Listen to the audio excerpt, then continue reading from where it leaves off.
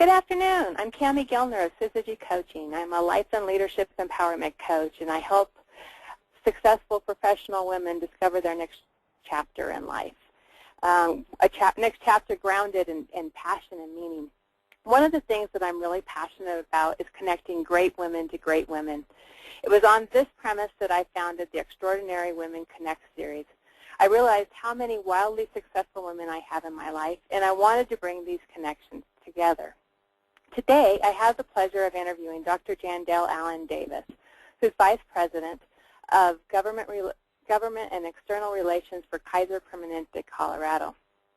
Today, we're going to explore with Jandel some of my favorite topics, meaning and courage and passion and lessons in life. And you're going to be in for a real treat. Before we get going, for those of you on the call, know that we're going to open up the lines. We're starting out with everybody on mute, but we're going to open up the lines towards the end of the call, so you have an opportunity to ask Jandel some of your own burning questions that come up during the time together. But in the meantime, I'd like to introduce you to Dr. Jandel Allen-Davis. And I have a long, lengthy story here and who Jandel is and all the wonderful things she's done. And I want to share with you. She is a physician leader at Kaiser Permanente's health plan leadership team. She's passionate about bringing all healthcare stakeholders, clinicians, patients, elected officials, community leaders, and employers together to focus on the patient. She's also got a great TED Talk. If you haven't seen it, it's called The River of Health, so do a Google search of that. And she talks about creating connected communities to enhance our nation's health care. She transitioned onto Kaiser Permanente's leadership team after 25 years of taking care of patients as an OBGYN. I first met Jandel several years ago at an event, and we were sitting next to each other, and we started sharing stories around our passions around creating positive and collaborative cultures in corporate environments. I've since watched in awe of her presence in the Denver leadership circles, not only with Kaiser, but also in the nonprofit world and in women empowerment initiatives. I'm going to tell you this long list of nonprofits that she's engaged in. It's really impressive. She is on several community boards, including the current board chair at Denver Botanic Gardens, CU Foundation Board of Directors, the Colorado Association of Health Plans Board of Directors, the Colorado Association of Commerce and Industry Board of Directors, Colorado Succeeds Board of Directors, Denver Foundation Board of Trustees, and an immediate past president of the Denver Metro Chamber Leadership Foundation Board of Directors. In 2013, she was appointed to serve on the board of Grantmakers in Health, a national organization focused on assisting funders who are actively involved in supporting nonprofits focused on community health. Dr. Allen-Davis is a proud recipient of the 25 Most Powerful Women in Colorado from Colorado Women's Chambers in 2013, and 2013 Colorado Black Woman for Political Action, Women Making History Award, the 2013 Metro Volunteers Community Impact Award, and the 2012 Outstanding Women in Business and Healthcare from the Denver Business Journal. She's also a member of the 2012 Girl Scouts Women of Distinction inductees. She was named 2000 Kaiser Permanente Physician Volunteer of the Year and a top doc by 5280 magazine for several years. And in 2002, Dr. Allen-Davis won first place in the professional category of On My Own Time art show from the Colorado Business Committee for the Arts. So you still find time to do some good personal things as well, and I'm looking forward to hearing about that. So with all of those wonderful things, I'd really like to welcome you, Jandel, and just welcome. Well, thank you. Thanks so much. It's an honor, truly, to be asked to sort of share whatever I can today that might be of use.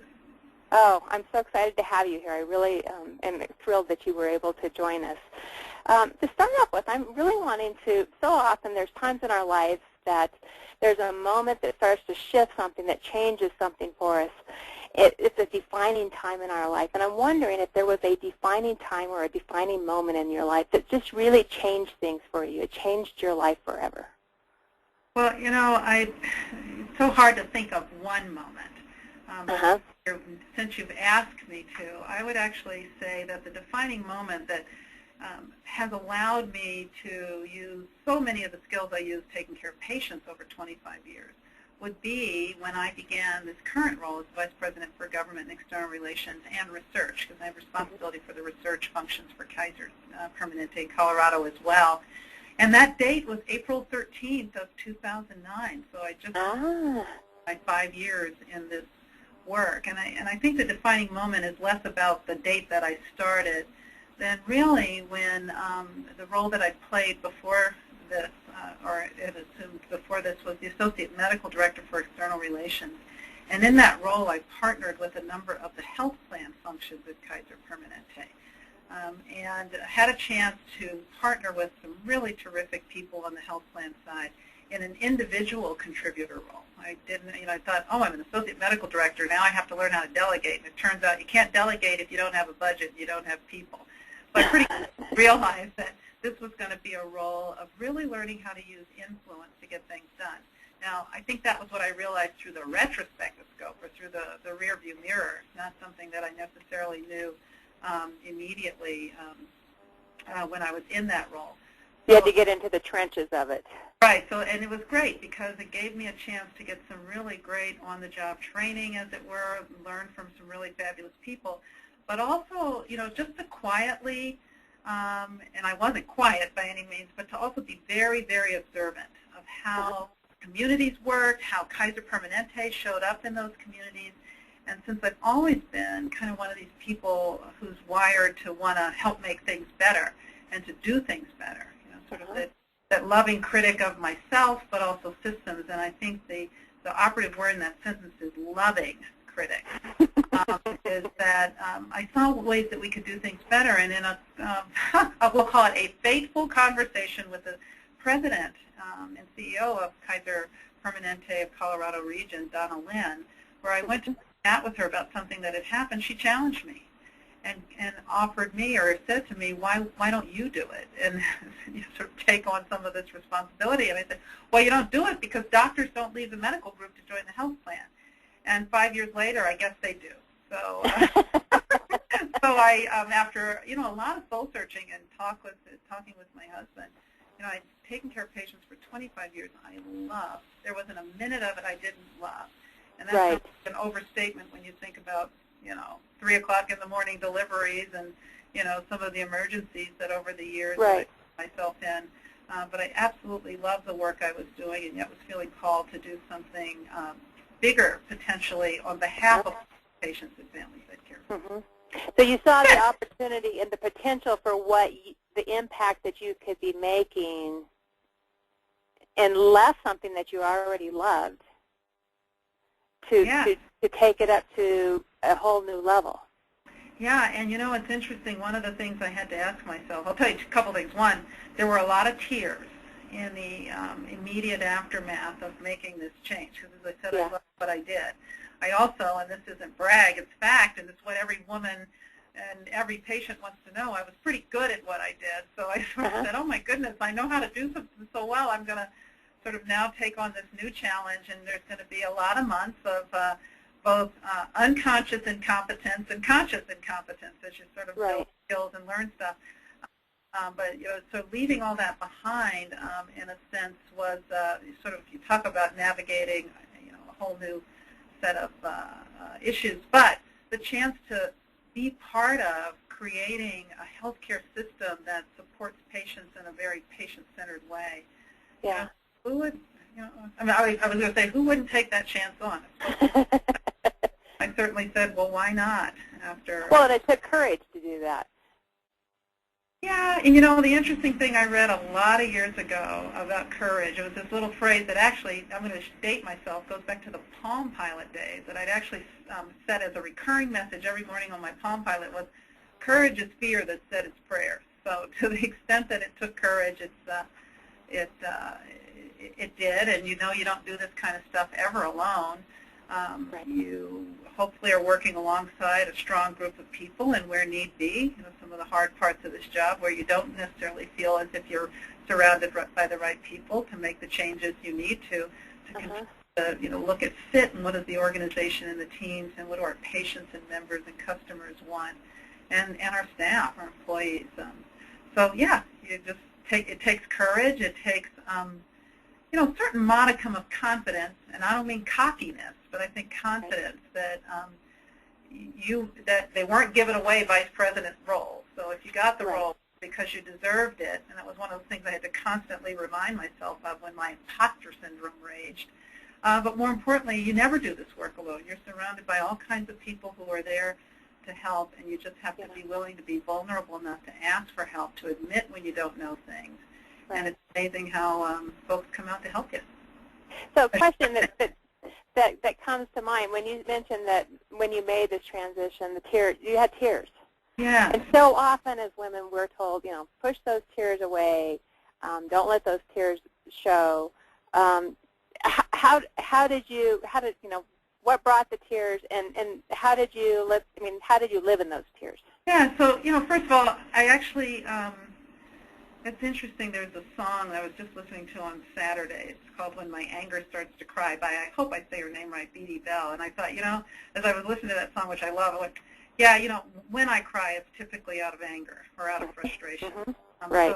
And I actually don't show that sort of emotion in the workplace. I can get choked up, and then I quickly have to sort of reset and go, oh, I'm getting a little verklempt. And it's almost always when, it's rarely here in this kind of an environment around anger, but it's where something's really touched me that I can certainly feel where I feel particularly strong about something.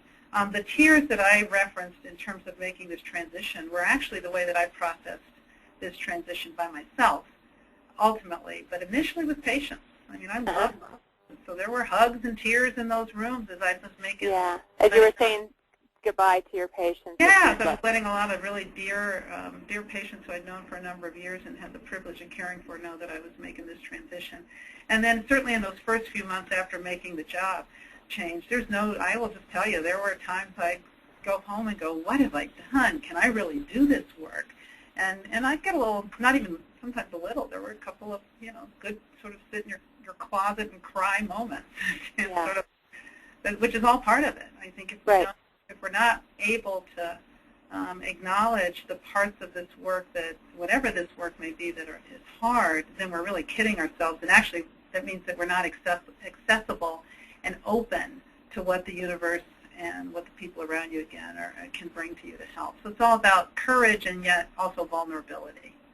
Yes, yes. And so when you step out onto that vulnerable space, that that edge where you were very comfortable being this doctor, you're very successful, and now you're going to go step into this next bigger step. And it's that 20 seconds of insane courage that it takes you to, and it probably was a lot of 20 seconds of insane courage that helped you step out into that space and make that decision. Can you just share a little bit about how you faced those? When you were feeling that edge, how did you step into it, and how did you move through it?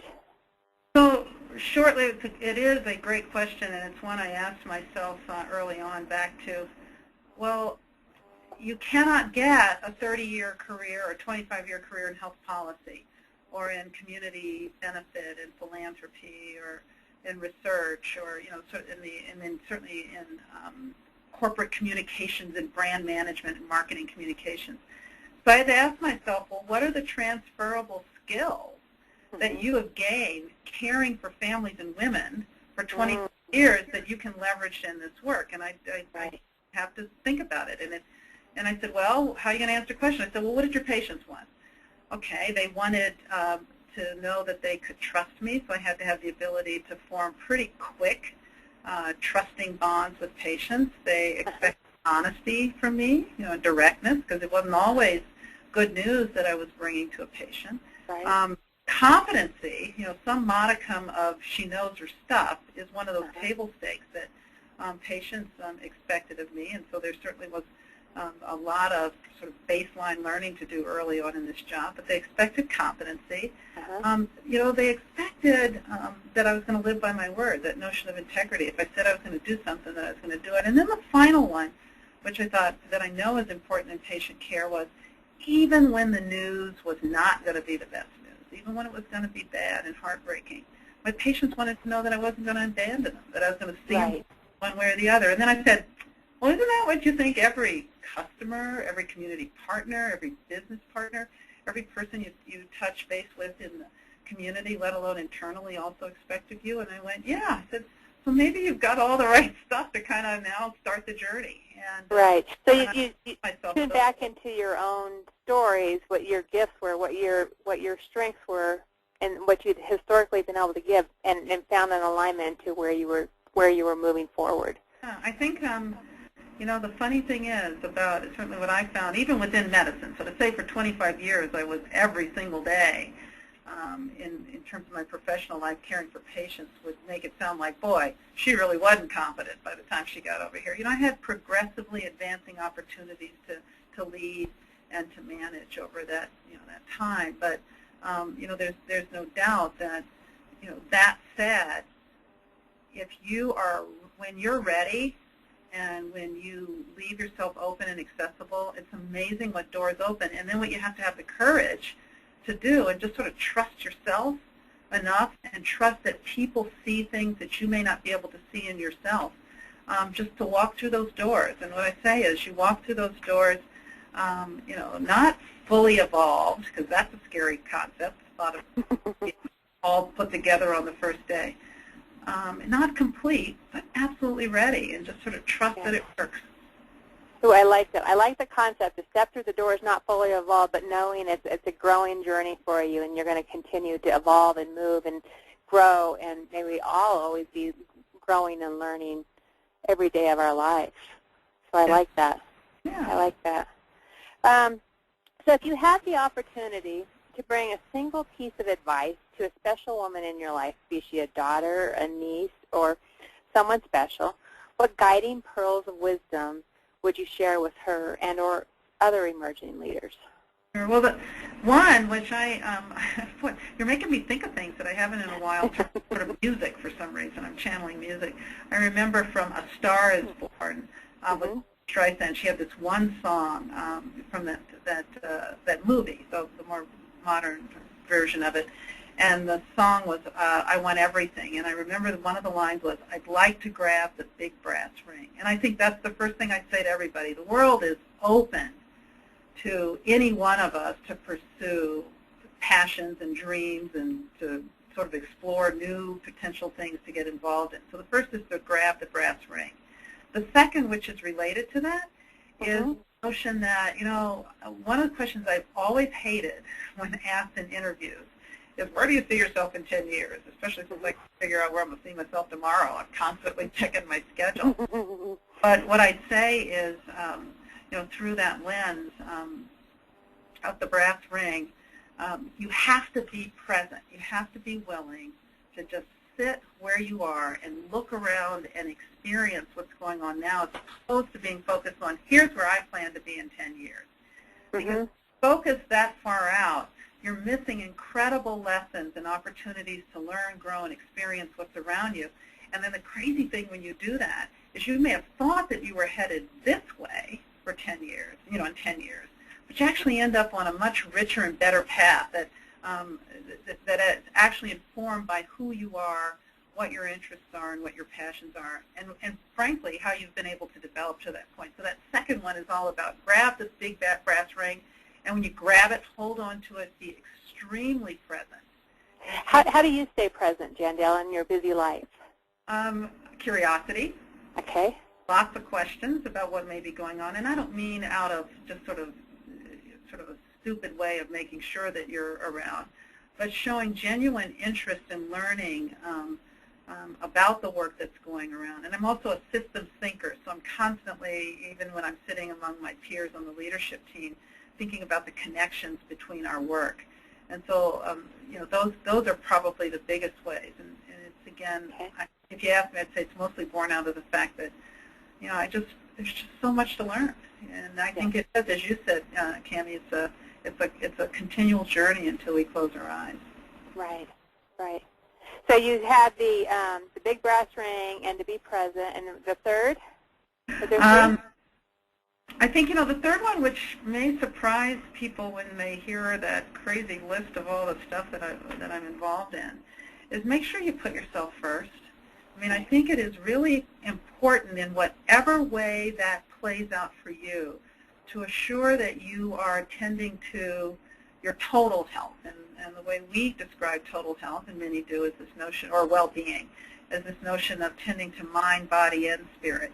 And I believe it's important to figure out ways to feed every single part of that for you. So my innate curiosity and interest in learning new things and trying new things is certainly a way to keep the mental saw sharpened. I'm physically very active. I exercise pretty much every day, and I do it at a hideous hour of the morning, and I will tell people that, and not in a way for folks to make anyone ever feel like, oh, well, I could never do that, she's crazy, or she thinks she's superwoman. I heard this in some feedback at a talk I gave once, so I've always been very careful to say, look, this is the way I get it done. Right. You get it done in the way you need to. But I'm actually in a gym. In fact, this was one of those mornings, twice a week at 4 o'clock to lift weights with a trainer. And then the other days I walk or run, or mostly walk. Okay. Try to get several miles in a day. But I think that part's key. And then the spiritual part, whatever that looks like, whether it is this notion of some higher being, or however God looks to you, but also just how you channel creativity, which I do believe is a part of the spirit in a sense. Right. But it's really getting all those things in. And I want you to notice that I didn't use the B word, balance, because I think that's a misnomer. The idea is to make sure that you're tending to all parts of yourself, and then, or myself is how I look at it, and I can always tell when it's time to sort of channel one of those more intently because I've neglected it. And so the physical activity part I don't worry about. I do believe creativity is critical to informing how I do my work here, and frankly my right brain is critical to how I do my creative work. And I'm feeling a little ragged right now, so I need to get back in that room. Your right brain's calling for you to play a little bit. Absolutely. It needs to slow down a little bit here at work. Yeah. Yeah, and I think what you said there is that every single person has their own way of defining balance. So your balance and my balance and anyone else's balance, everybody's balance is going to be different. And I know Amy Fowler-Stadler, when I interviewed her a couple of weeks ago and we were talking about this subject, she said, balance is not, if you try to balance things on a day-to-day basis, you'll never get there. But if you balance it over a course of a lifetime and in a course of, a broader spectrum of time, there's so much more that, you can turn your focus in different ways as long as you're taking care of yourself in the midst of that. And I like the fact that you bring it into, it's about taking care of you versus the balance piece. So balance implies that somehow there's 50-50. And I think yeah. As women, when we do that, is frustrate ourselves because it's another way for us to beat ourselves up. That, I'm not in balance, whatever the heck that even looks like. Right. It's all life, right? It's understanding what are all the components of keeping you whole, and how do you integrate all that. Nice. Everybody I like that. Differently. I like that a lot. So in all your busy life, how do you mentor and guide women today? So, the interesting thing about mentoring, and it's one of those where, I think I said earlier, try to see see yourself as the world sees you. That was actually something Jane Pauley, I heard her say in a keynote address earlier, or late last year. And one of the things that always shocks me is that anybody thinks I can teach them anything. And I don't mean that in any kind, some sort of hollow humility. I mean it very sincerely. What I figured out about just the call to mentor, the expectation to mentor, the responsibility to mentor once we get to a certain place, is it also gives us a chance to refresh. It gives me a chance to refresh and to sort of renew and stay on my edge. So when people ask me, can I spare some time, and if it's a coffee just to talk about our stories, if it is a more formal mentoring relationship, I think it's something that actually makes work. Talk about balance. It makes the micro balance that needs to happen on any given day or any given week great, so that it's not just always about sort of this production, but there's a chance to do some regeneration of yourself and also to give to others. if there's something I'm learning, and I think it's, I hope this is heard in the spirit in which it's given, is that there are only so many hours in a day. And one of the things that I think is a responsibility for women is to figure out how do we build leagues of mentors. Because we can't, a few of us can't do it all, and nor should we, because I think then we begin to think we're all that, which we're not. So that's sort of the place in my life where I think I've hit, just given the incredible numbers of demands and expectations. So I do have a few formal mentoring relationships, but I'm really clear with folks because I think it's unfair to them to overcommit and then not be able to do the work. I have a high schooler that I've been mentoring in an at-risk program, and the fact is that given the demands of the day, I feel like I've let her down in some ways because I haven't been able to commit, the kind of time that this particular program has required. Which interestingly makes me feel like a mom again, where we were younger and I was a doc and I was on call every third night or whatever. I would say, it really is less about quantity, relatively speaking, than it is about the intensity and the quality of the time that you spend and how you spend the time with people you love and care about when you get together.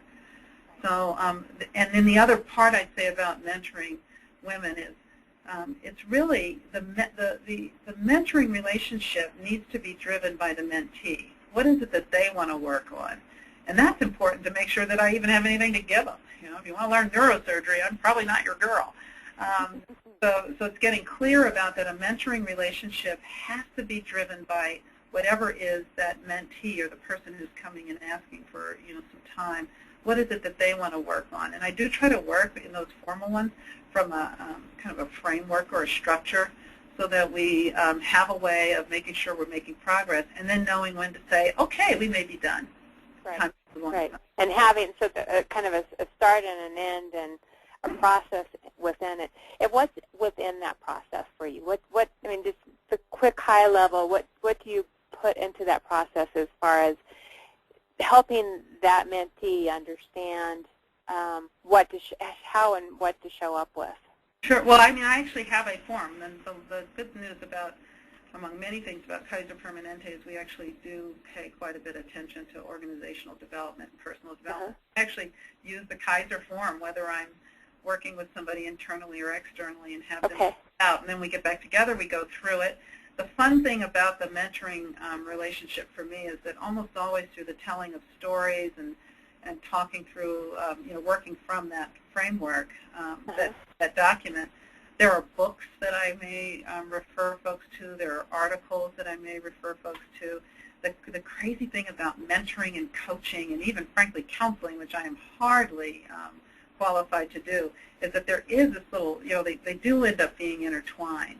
And that's where, back to calling on what I did for 25 years, there are definitely times in certain mentoring relationships where I may suggest, sort of a different direction for somebody or some work they may need to do themselves, because that's what clinicians do. And I always say I'm about to go clinical when that happens, just to make it clear. Yeah. Okay, well, thank you. So who are your personal heroes and how have they made a difference in your life? Well, my biggest and most beloved personal hero, and this is back to one of those moments where if I'm not careful I can get a little overwhelmed, not tearful, but sort of that choked up feeling, is my aunt. I have an aunt who turned 88 this year. Oh. So what gets me choked up is that she's not going to be here much longer. But what I will tell you is that if she had been born in another time and place, she would be running some huge corporations. In so many ways, I almost feel like I've been able to be who she, to be the embodiment of who she is in her current environment. She's my mother's sister. She, obviously, all of them went to high school, but, there were limited roles for African Americans, certainly African American women, and college was not one of those things that many of us had that opportunity to do then. But she was incredibly successful and competent. She had she had a strength of both her character, she had courage beyond belief, and most importantly, she believed in me. She believed in me like nobody ever did. She also was my godmother. And so we still get our chance to talk and check in. She's I think she finally has stopped driving, which is pretty amazing. So she's a very young 88. So she's probably my biggest sort of hero, personal hero, both because back to somebody who has your back in that unconditional way. That was my aunt. There, certainly my boss, Donna Lynn, who I think there may be people on the phone or on this call or in the future who have a chance to look at, is another amazing role model. Just somebody who speaks courage, is very, very comfortable speaking her truth, who she says hires people who are smarter than she is, which is pretty amazing to think about, who doesn't suffer from the emperor has no clothes syndrome. So she wants you to bring and encourages and invites dissent and sort of opposing points of view, and who seeks you out for your opinion. So my boss is, and she gave me this crazy opportunity. Who saw that coming as a doctor? Oh, that's nice. Willing to take risks, Absolutely. That's cool. Those are probably two of the people who have just most inspired me. And then, of course, there's the long list of people who we've all watched, either on the global or the national stage, who've managed to serve in different ways. As I could do that, or wow, if that person can do that, then so can I. Or people who've just sort of inspired me to say, you've got some work to do, girlfriend, because of all that's been given to you. And in that vein, I do put Martin Luther King there. I do put Nelson Mandela around that kind of work, Gandhi, frankly, Mother Teresa, these people who gave their, literally their lives in some cases, but certainly their hearts and souls in all cases, to the notion that we're all better if we can in some way improve our communities and who we are as people. Right. Nice. Nice, nice. I have a quick question for you. Did your screen go green on that end? My screen, if I can do this real quickly, my screen, let me see. Yes, it did. It is very green. Huh. That's strange. I just stopped this. There. Now it's not green. Okay. And show my screen. Okay. I stopped the recording that was on this end, but this is being recorded on another computer as well. So something was strange with that. And do you still have webcam pictures up? I still have the slide, and I can still see you over there and me over there. Okay. There we go. There we go. I don't know why but the green's gone. So, okay. Back to the interview.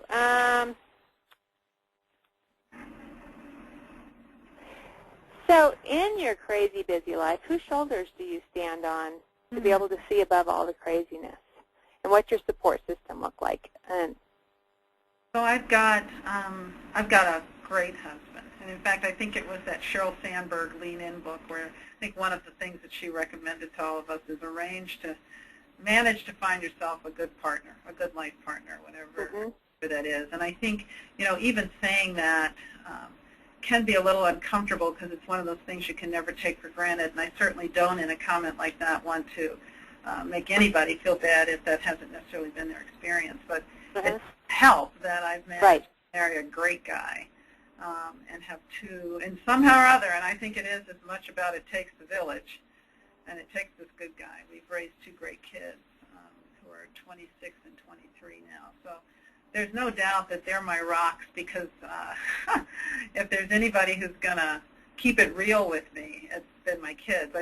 And my husband. I've been blessed over the years to have a lot of acknowledgement and recognition for some of the work that I've done. And I say I, but it's almost always we and communities have done. And, you take those kind of things home when you go home, you tell your kids, guess what, I'm the volunteer of the year or something like that. And they go, oh, that's great, let's for dinner. So, sort of re-ground you in what it's really about. And not in a selfish way, but just this notion that, there are places where we can absolutely be our authentic and real and raw self. So I think they are certainly my rocks. I mentioned my aunt. And then I actually, as corny as this sounds, I think the other shoulders upon which I stand are actually all the people of Kaiser Permanente who I have a chance to work on behalf of. know, there's these times where I'm driving around in my car off to the next thing, and I do often harken back to those days of being in our medical offices caring for our patients, you know, live in that mission, the mission of Kaiser Permanente. And I think, yeah, while you're out doing this, there are people who truly are making those sort of those real differences in people's lives, one person at a time. And I feel really blessed that I had a chance to do that for 25 years. Right, right. But, so I think that, and through that vein, you know, in that vein around the people of Kaiser Permanente, and even whether it's community organizations that I have the privilege of hanging out with, I think it's really important to make sure that I'm showing up in a way that would make them proud. So that's also what my aunt and my parents taught me too. You know, you can be as much of a house devil as you want to be, but you'd be a street angel. I like that. I like that a lot. So what do you think your 70-year-old self would tell you today? Well, you know, it's funny that you should ask that question. I didn't see that one coming, but several years ago, someone gave me that very assignment to do as part of development. And he called it the cafe exercise. And he says, you walk into a cafe and you see an older version of yourself. She tells you something, what is it? And at the end, she gives you a gift. And what is it? And what I ended up doing in the way that only a geek can do is I wrote a several-page piece called Having Tea. And I did. I walked in, and I wrote it like a real story. People said I should have gotten it published, but I just didn't ever get around to doing that. But she actually taught me several lessons, and when she saw me, she, you know, there's this moment you go, whoa, that's me. And I wrote it much more beautifully than that. But anyway, she sat down, and we grabbed a cup of tea. It was Christmas, and it was a crazy sort of season. We sat there, and she told me some lessons. And I can remember a few of them right off the top of my head because there have been some periods where I turned it into a talk, and I give it to people around leadership development. You know, the first, some of them were don't worry about being queen. That really is all about being present. You know, don't worry about what's that next thing you're supposed to do. One is make sure that you take time for yourself, put yourself and put physical activity first. The other, back to your session about your question about mentors, is that coaches and mentors are important, but one of the most important voices to listen to is your inner mentor and coach. Make sure you're paying attention to what you're telling yourself. Right. There were 10 of them, and now for some reason on most of them, but you know, maybe I'll make sure after we're done to get you the lessons. But we went through these lessons, and she sort of talked about sort of take the physical activity one, and she said something like, yeah, you know, after that little scare you had when I was in the 50s, I went on to sort of begin to put things right. Well, I didn't have a cardiac scare, which is probably what I was thinking about when I wrote it. I did develop thyroid disease a couple of years ago, and I've watched my family age not well, and so I have certainly engaged in that and invested in that. The funny thing about the piece, though, is there's something about taking a moment and sort of writing your story that way. Absolutely. Letting yourself coach and mentor and sort of counsel your younger self. And I read that thing every now and again. And it's amazing how much of it's come true. So there is this kind of opportunity through that kind of exploration to almost create your own path. Absolutely. And I like the 10 of them. I like the 10 items because you have to go deeper than, you know, if it's just one thing, you got to go a lot deeper if you're going to hit 10 of them. I would love to, if you're wanting to share the story, I would love to. I will make sure I send it to you. Okay, okay, and I'll share it with our listeners as well. So my final question is one of my favorites. It's what makes your heart sing and dance in your life today? This may surprise you. It's actually when I have the chance to, well, maybe it won't, to do anything successfully, that I can honestly say, well done, around something that I've done. And I don't even need to necessarily, you know, sort of toot my horn about it. The chance to, whether it's to create art, because I am a fiber artist, and it's always amazing what ends up happening. I'll start thinking I'm going to do X, and before you know it, this is what the thing looks like. And just giving myself over to that creative process is cool. and you feel like, wow, look at this, and who knew that all that was in there? So there's that part. If it's sitting in, if there's anything crazy about healthcare right now, it's everything. No, it's a crazy time we live. I bet. So much fun to watch ideas take shape and to quietly be able to sit back and listen to presentations or discussions of work and be able to see your little fingerprints throughout that. You never have to say anything. Nice. It's just kind of like, oh, yeah, that's happening because I did that or I did that. And to go and just feel good in your own heart, which is one of those, again, restorative and important affirming ways for us to kind of keep ourselves feeling good about things and feeling like, without ever having to go, that's happening because of something I did or said. Right, right. That's a way where my heart sings. And the other has frankly been leaning into this physical activity because, I'm 56, so I'm one of them Title 9, Title 10. I got to think of which title it is now that, in terms of girls' sports. And I'm African American, and girls just didn't play a lot of sports. And so I don't think I grew up thinking that I had much in the way of sort of physical capacity, which is silly. But it is what it is. And it's, I've done a half marathon. I can put a check next to that. Won't do that again. But I will be running just the leg and the relay this week, couple weeks coming up in the Colfax Marathon. I lift weights, and I have muscle and tone. Woo! And there's something that makes me feel really good to sort of set some goals and then achieve them. And then beyond that, if you ask me what really makes, beyond those things sort of feel very check, check, check the boxes, there's not a day that goes by that there's not a ton of laughter in my life.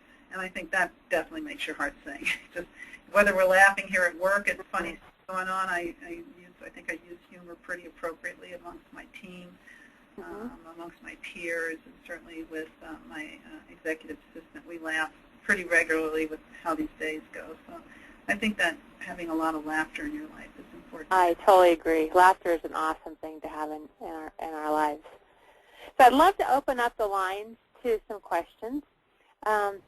We've got Lorraine, my assistant, on the line, who can tune in to bring some of the questions forward. Sure. The very first question we have is from Tracy, and she wants to know, what is the best piece of advice that you received when you transitioned from caring for patients to the Kaiser leadership team? Great. That is a good question. And I'll answer it with first a tiny story. Probably within 10 weeks of my assuming this role, I had to make a significant leadership change in one of the departments that I was responsible to. And then, there was a couple, 3 months trying to rehire the role. We did rehire the role. And I had this great mentor who now is the president of the Georgia region for Kaiser. And Kerry, who I'd known for a million years, and he served as a mentor or buddy or a coach over a lot of years here at Kaiser.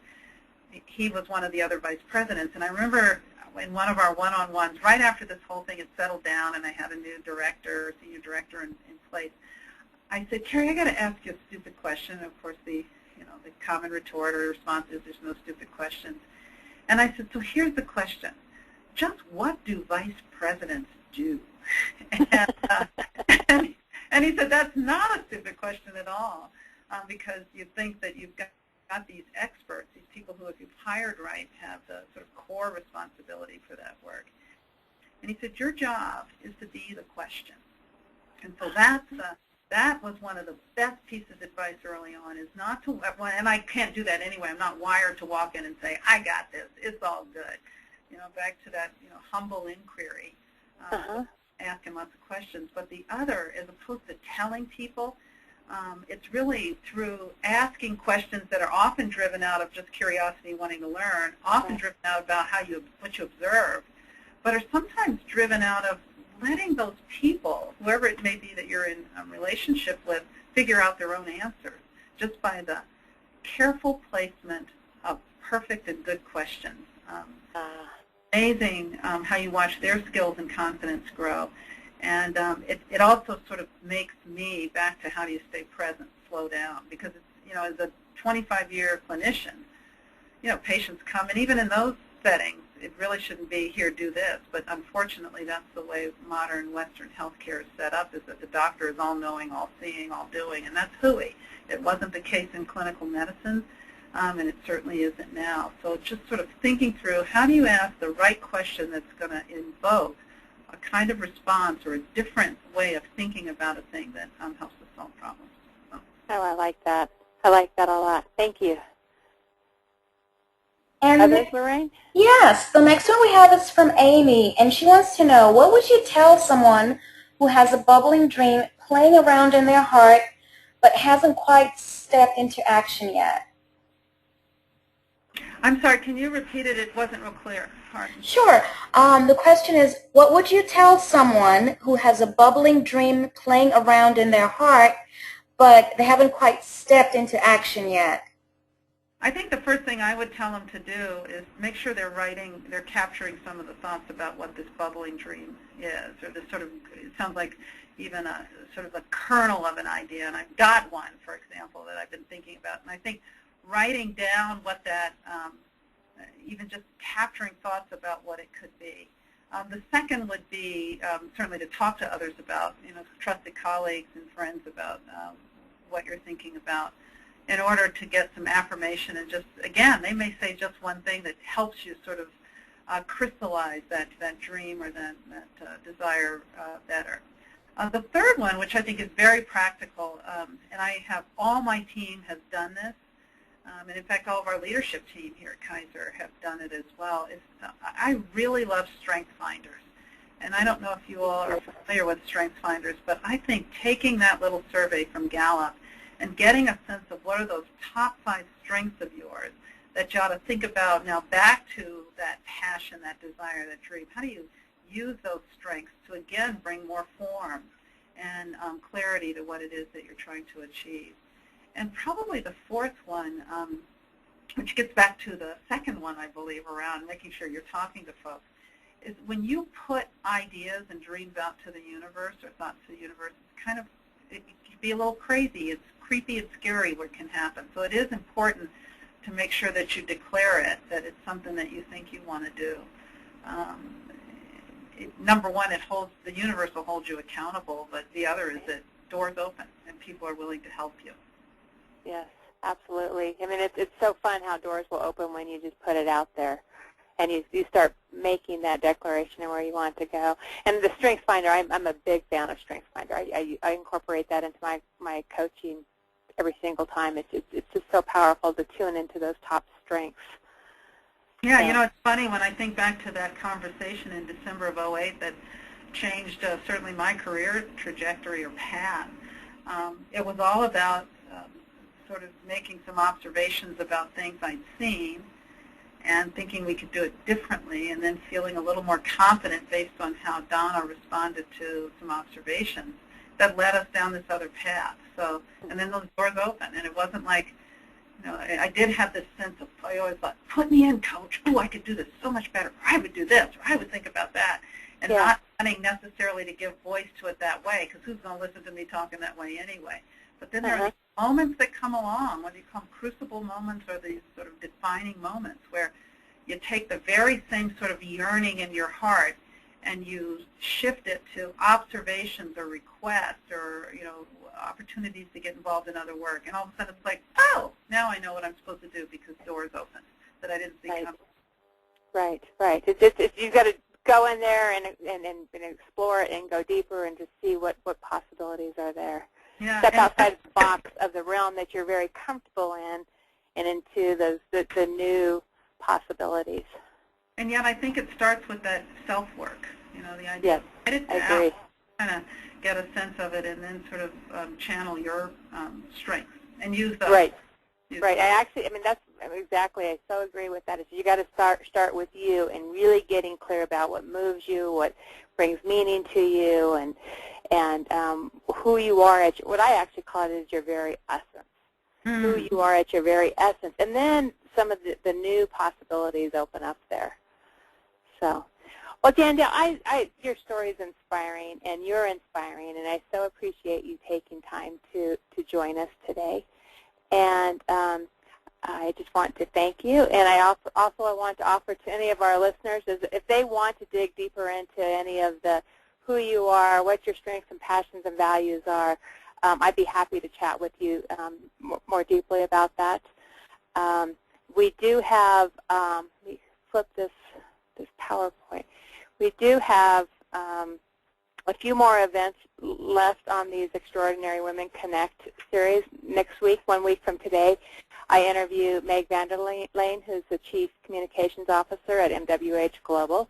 So that will be the fourth interview of this series. And because these have been so much fun, I've actually decided I'm going to do these on a month-to-month basis starting in June, just with one person a month, because they're incredibly insightful. I'm learning every single time. My clients are learning, and I think they've been really fabulous.